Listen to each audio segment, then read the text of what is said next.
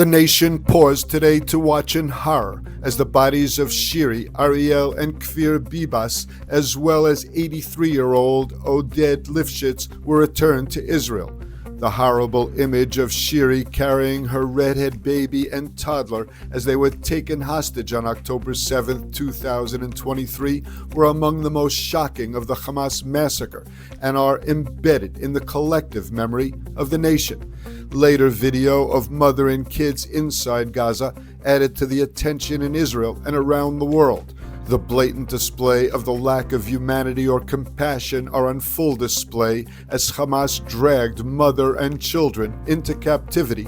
Concerns for the Bibases grew when they were not included in the humanitarian pause that freed Israeli captives in November of last year.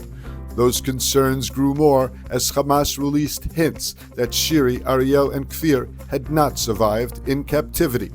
After the bodies arrived in Israel, they were taken to Abu Kabir Forensic Institute in Tel Aviv for identification. The work at the Forensic Institute will be thorough and is still underway at this hour. In addition to identifying the bodies, the Institute will attempt to determine cause of death. Israeli television is not showing video images of the stage built by Hamas in Khan Yunis for a ceremony for the release of the slain hostages. On the backdrop of the stage is the banner with the images of the elderly Israeli and the mother and her two children. Above the photos is an image of Prime Minister Netanyahu depicted as a vampire.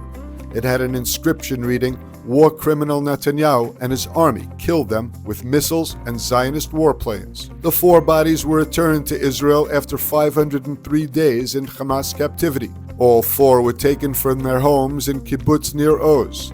Yarden Bibas, the father of the Bibas family, was released alive earlier this month as part of the first phase of the hostage ceasefire agreement.